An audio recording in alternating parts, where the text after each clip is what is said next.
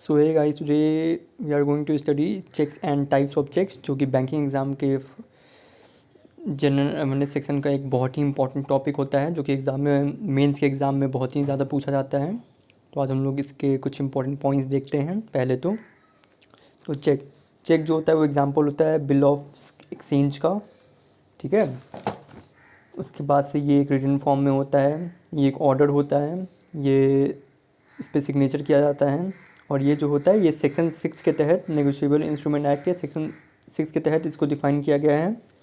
इसमें जो होते हैं ये 3 पार्टीज़ इन्वॉल्व होते हैं। सबसे पहले होता है ड्रॉवर, फिर ड्रॉई, फिर पेई। ड्रॉवर किसको बोलते हैं? ड्रॉवर जो होता है वो होता है आपको जो चेक बना रहा होता है। ड्रॉई कौन होता है? ड्रॉई होता है जो आपको चेक इशू कर रहा होता है, मतलब जो पैसा दे रहा होता है। और पेई कौन होता है? जिसको पैसा दिया जा रहा होता है, ठीक है। जैसे कि एग्जांपल के तहत अगर आप लोग देखें तो एक राम है, इसको पैसा देना है, किसको? अपने दोस्त श्याम को, ठीक है। तो राम क्या करेगा? राम एक चेक इशू करेगा, फिर वो चेक इशू करके जो उसका बैंक है, राम का एक्सिस बैंक, वो पैसा देगा किसको? श्याम को। शाम को पैसा वो पेमेंट करके, और शाम का बैंक कौन है? आईसीआईसीआई। फिर वो अपने बैंक में जाएगा आईसीआईसीआई में, और वहाँ से पैसा निकाल लेगा, ठीक है। अब हम लोग देखते हैं types of cheques. Types of cheques में देखेंगे तो सबसे पहला आता है ओपन चेक। ओपन चेक किसको बोलते हैं?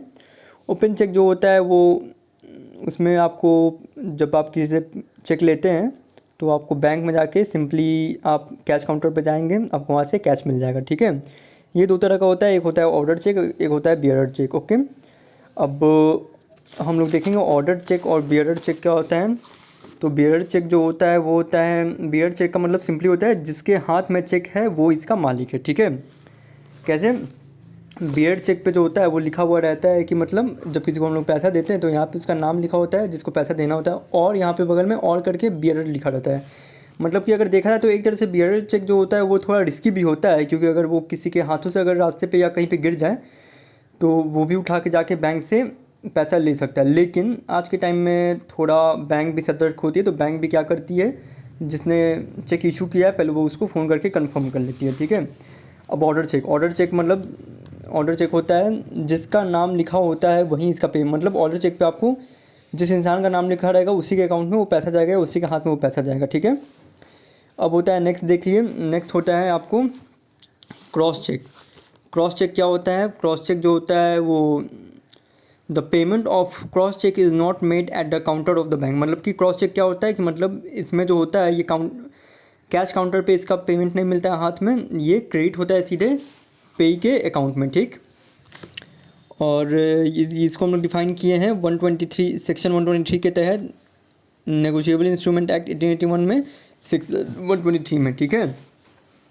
नेक्स्ट हो गया स्टील चेक। स्टील चेक क्या होता है? If the cheque is presented for payment after 3 month of the payment date, it is called stale cheque. मतलब कि कोई भी चेक है उसका जो वैलिडिटी रहता है, जैसे आज मैंने किसी को चेक इशू किया 5 मार्च 2026 को, तो 5 मार्च, अप्रैल, मई, जून, 5 जून 2026 तक वो वैलिड रहेगा। उसके बाद से उसका वैलिडिटी ख़त्म हो जाता है, उसको बोलते हैं हम लोग स्टील चेक, ठीक है। कि 3 महीने के बाद से वो चेक का कोई वैलिडिटी नहीं है, कोई काम नहीं, वो स्टील हो गया, और इसमें पेमेंट रिसीव फिर नहीं होता है। उसके बाद हम लोग देखेंगे मल्टी लेटेड चेक। ये जो होता है अगली चेक होता है, जो फट जाता है, जो जिस पे ओवर राइटिंग हो जाता है, जिस पे चाय वाय गिर जाता है, जो गंदा हो जाता है, उसको हम लोग म्यूटिलेटेड चेक बोलते हैं, ठीक है। इसमें भी पेमेंट रिसीव नहीं होता है, बैंक पेमेंट नहीं देती है। अब देखिए, अब हम लोग नया टॉपिक एक पढ़ेंगे, डिस ऑनरिंग ऑफ चेक। इसी से related dishonouring of cheque में क्या होता है? डिस ऑनरिंग ऑफ चेक में जिसमें कि बैंक जो होता है वो पैसा देने से मना कर देता है। इसका सबसे पहले क्या हो गया? स्टील चेक हो गया, म्यूटिलेटेड चेक हो गया, बाउंस ऑफ चेक हो गया।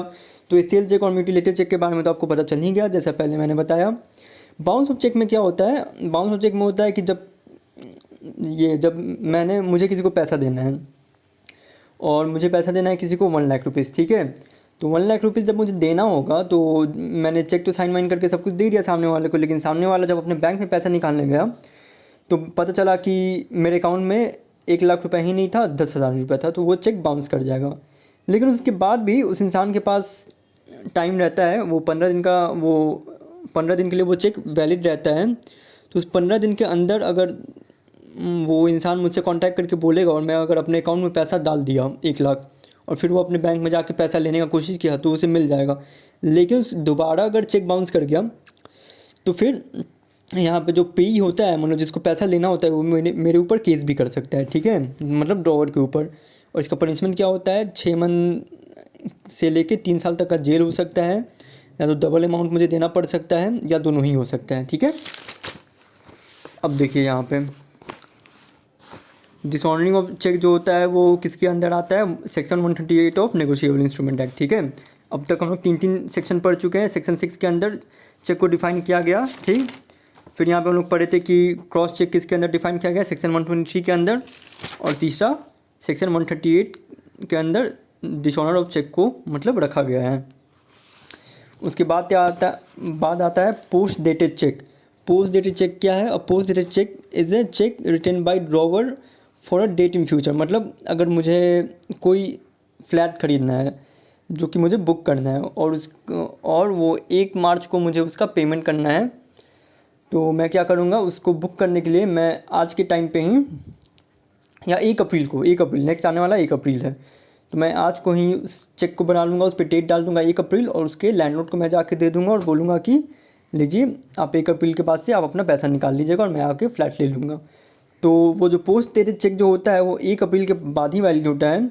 1 अप्रैल के पहले अगर वो इंसान उस चेक से पैसा निकालना चाहे तो वो नहीं निकाल पाएगा, ठीक है। इसको बोलते हैं पोस्ट डेटेड चेक।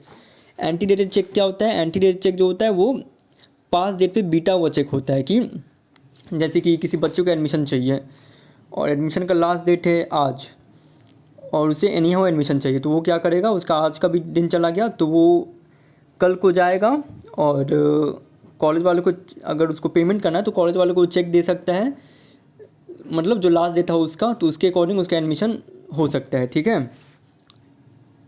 यही होता है आपका types of checks.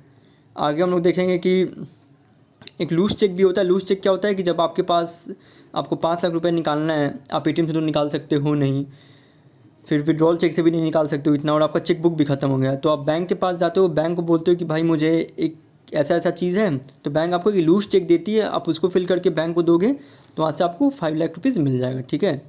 Thank you. ऐसे ही आप लोग आगे देखते रहिए, मैं और भी वीडियोज़ बनाते रहूँगा, और आप लोग बताना कि कैसा लगा मेरा पढ़ाया हुआ आप लोगों को। Thank you so much.